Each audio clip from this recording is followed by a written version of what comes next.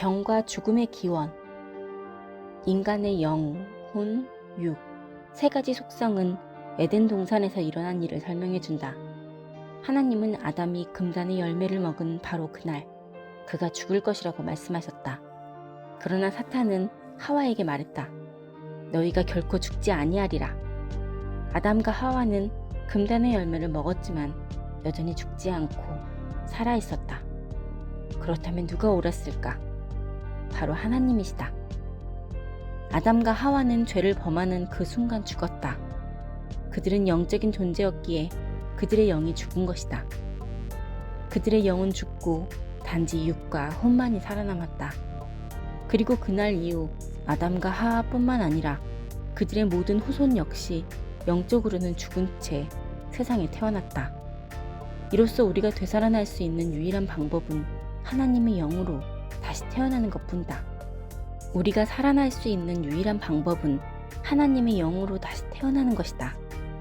예수님은 니고데모라는 종교 지도자에게 이것을 분명히 하셨다.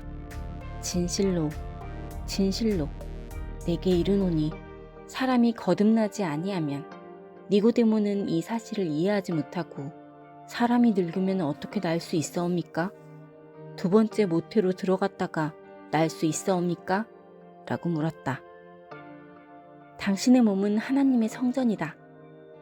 솔로몬의 성전처럼 당신의 몸도 세 개의 다른 부분으로 이루어져 있다. 성전의 첫 부분은 제사를 지내는 제단이다.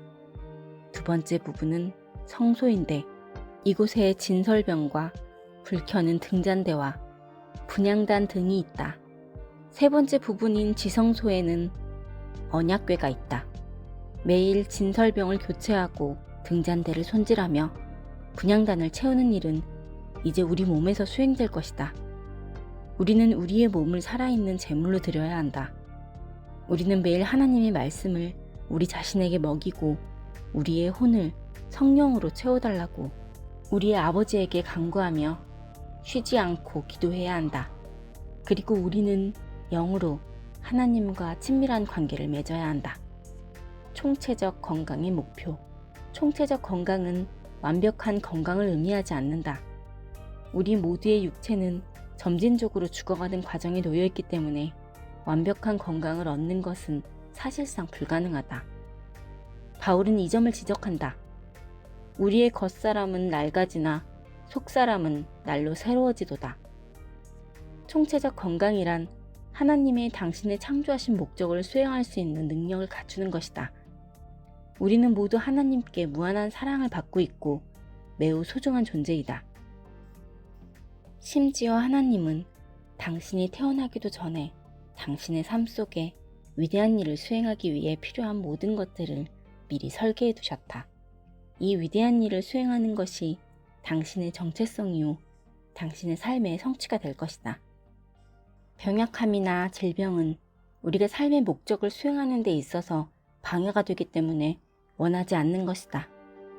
총체적 건강은 사명을 완수할 수 있는 생명의 날수가 정해져 있다는 것을 아는 것부터 시작된다. 그러므로 좀 더 건강해지는 것에 초점을 두는 것이 아니라 우리는 내 삶의 목적을 수행하는 데 더욱 초점을 두어야 한다. 잉태 전 설계.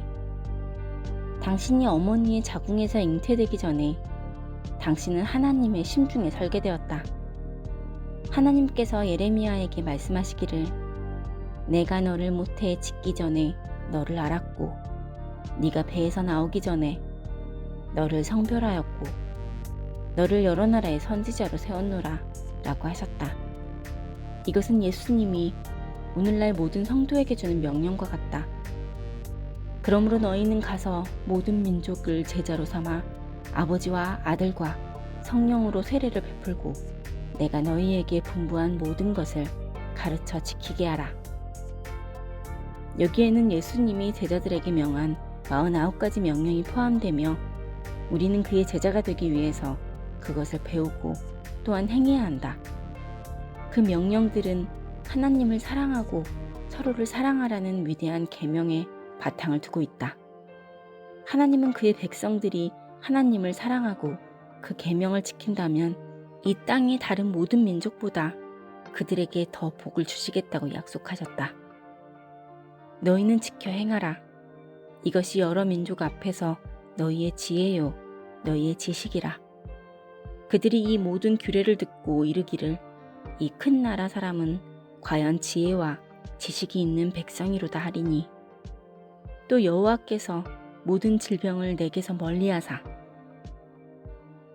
구원의 세 가지 측면.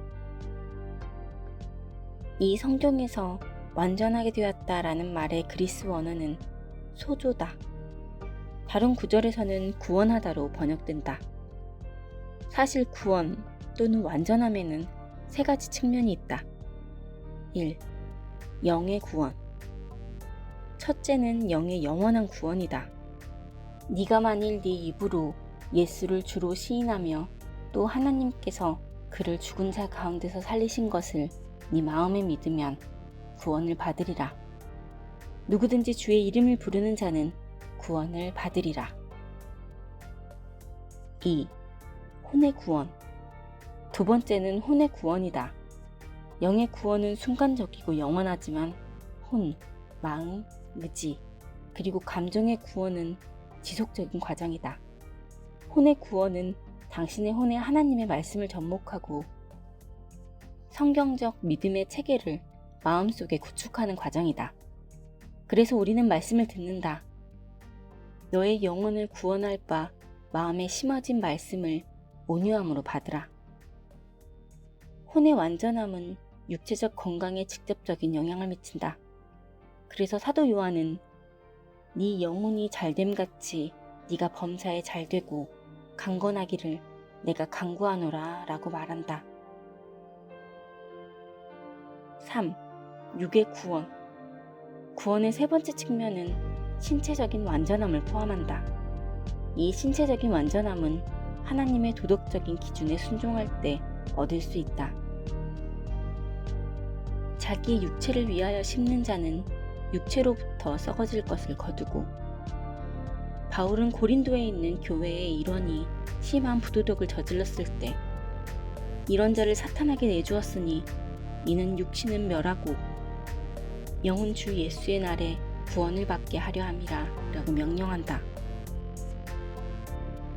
건강에 기여하는 세 가지 주요 요인. 총체적으로 건강해지기 위해서는 다음 세 가지 요인을 알아야 한다. 1. 유전적 경향. 수많은 잘못을 저지른 할아버지는 90살까지 살았으나 그의 손자는 겨우 2살배기 아기임에도 암으로 죽어갔다. 할아버지는 부모로부터 튼튼한 체격을 물려받았지만 잘못된 생활 때문에 아들과 손자의 체격은 약해진 것이다. 2. 체질. 수많은 잘못을 저지른 할아버지는 90살까지 살았으나 그의 손자는 겨우 2살배기 아기임에도 암으로 죽어갔다. 할아버지는 부모로부터 튼튼한 체격을 물려받았지만 잘못된 생활 때문에 아들과 손자의 체격은 약해진 것이다. 1940년대에 프란시스 포텐저는 고양이를 5그룹으로 나누어 실험을 했다. 첫 번째 그룹은 영양가 있는 음식을 먹었고 평생 건강하게 지냈다. 나머지 4개 그룹에는 정크푸드가 제공되었다. 잘 먹지 못한 1대 고양이들은 말년에 질병에 걸렸다. 2대째에는 평균 수명의 중간쯤에 같은 질병이 발병하였고 3대째에는 초기에 발병하였다. 포텐저 박사는 3대째의 고양이들은 번식할 만큼 오래 살지도 못한다는 사실을 발견했다. 그가 2대째 고양이들을 건강하게 돌보았을 때 그들은 번식할 수 있었고 그들의 자손들에게 점점 더 강한 유전자를 물려줄 수 있었다. 3. 다양한 스트레스. 우리의 유전적 경향과 허약한 체격이 질병으로 귀결될지 여부는 우리가 주로 생각하고 말하고 행동하는 삶에서 받는 스트레스에 의해 결정된다. 제한된 시간 동안 과도한 책임을 다하려고 하거나 부족한 재정 상태로 인해 초과한 청구서를 무리하게 지불해야 하는 상황 등 곳곳에 수많은 스트레스 요인이 있을 수 있다. 그러나 가장 큰 스트레스는 분노, 죄책감, 정욕, 원망, 탐심, 두려움, 시기심과 같은 태도에서 나온다. 이것들은 우리 몸의 면역 체계를 파괴한다.